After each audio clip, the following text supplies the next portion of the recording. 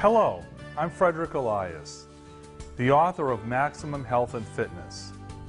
There are really 3 points that I want you to pay particular attention to when you're watching this DVD movie.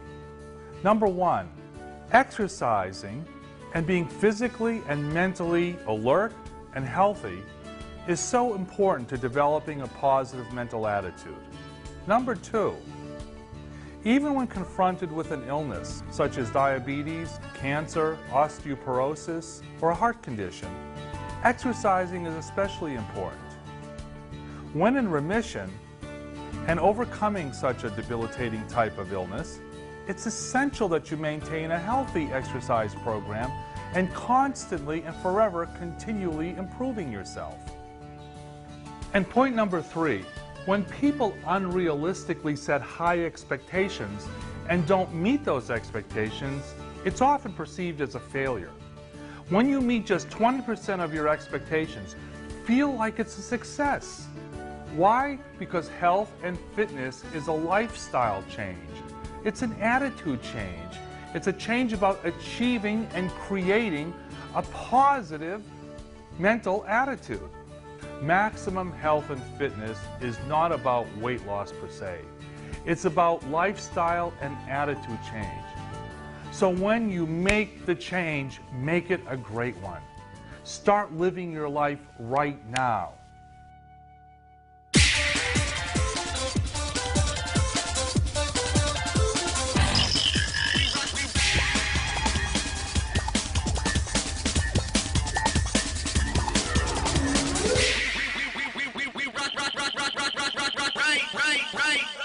We rock you right.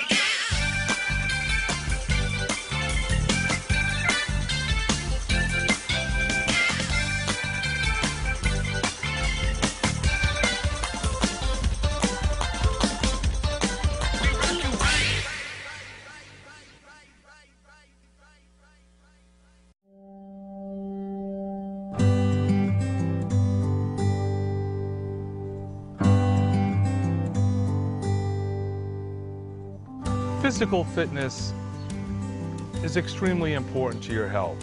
Nutrition, diet, vitamins, developing a healthy lifestyle. When you work out to stay in shape, you don't lose that much weight because you're gaining muscle. And as you put muscle on, muscle is much more dense and heavier than fat will ever be. So you actually don't lose weight per se when you're working out to stay in shape. You may vary 1 or 2 or 3 pounds, but you really don't lose a lot of weight. And my preference is to say, how can I create a quality of life and create a positive, proactive habit in my life where I'm looking at reshaping and toning my body as well as my mind. An article in USA Today quoted some of the statistics for individuals that are overweight. 6 out of 10 people are overweight. 33% are adult women over the ages of 20. There are 9 million children that are overweight in the United States today. So in other words, what we're talking about here are individuals that need to take their weight into consideration because of physiological ailments such as high blood pressure, liver disease, cardiovascular disease, some types of cancer, arthritis, and diabetes. Body fat has increased dramatically here in America, so what we need to be concerned about is our daily life.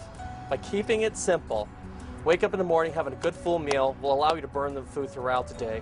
Having a good, simple, balanced snacks, some kind of nuts or fruit will keep your metabolism burning body fat throughout the day. Incorporating green salads for lunch, having a snack again around 3, 4 o'clock because then your metabolism starts to slow down.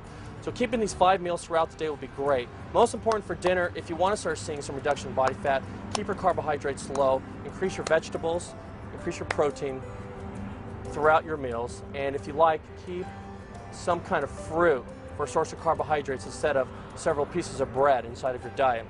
You have to watch the foods. You may have to go to a nutritionist, join a health club or a gym. I mean, it's great if you can walk around outside, that's wonderful, but I think a regimented routine where you go someplace and you actually commit yourself to doing an hour and a half. My workouts are 1 hour and a half to 2 hours a day. So I commit myself to that. I don't rush through it. I don't do it quickly. I see some people lifting weights, you know, like there's no tomorrow. I mean, that's not going to help you. The reason why people have gained so much body fat throughout the years is because you lose about a half a pound of body fat after the age of 25, 30 years old. So incorporate 2 to 3 times a week of weight training. Consists of upper, lower body workout. What I recommend is hiring a personal trainer who knows what he's doing, who can set you up on a program. I recommend that because you come in there, you're being very efficient, being very consistent, will then lead into a stronger, healthier bone density and also fitness in terms of how you feel throughout the day.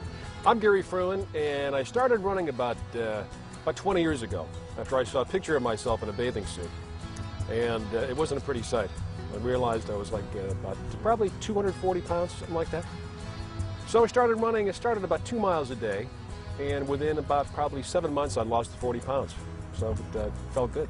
So by increasing cardiovascular, you'll be burning excessive calories, opening up your arteries, which allow a lot more stroke volume throughout your system, and high blood pressure will decrease down to lower blood pressure, and a resting heart rate between 60 to 80 will then give you some good indications that your heart is actually doing very well. Well, I also found out that I had high blood pressure when I was overweight, so it helps control that, which is a good feeling. And it just gives you an overall sense of well-being. It's relaxing, and as I said, it just makes you feel better, and it makes you look better too, which is good. Society and the media definitely affects people's body image. Society and the media want people to look beautiful in their own image. If you look at magazines, if you're looking at television and commercials, you very rarely see anyone with a hair out of place, like myself. You don't see hair out of place. You don't see a crooked nose. You don't see a indentation in the lip. You very rarely see anyone that has one eye or that can't speak. So what you're looking at is you're looking at almost a perfected image, something that is always not real. And I think that's very damaging, especially for teenagers and for individuals who are trying to project an image of self-confidence. I think it's very damaging to individuals' self-confidence and self-esteem when they try to aspire to become what society or the media wants us to become, and then fall short of doing it. Rather than rewarding themselves for what they have done correctly, they usually punish themselves for what they haven't done correctly. I recommend by starting off slowly, changing a few things here and there with your diet, coming to the gym twice a week, cardio 3 times a week, as well, just trying to keep your stress level down as much as possible. Definitely start in a moderate way. Set your goals on losing anywhere between 2 to 5 pounds. Be persistent, don't quit, never give up.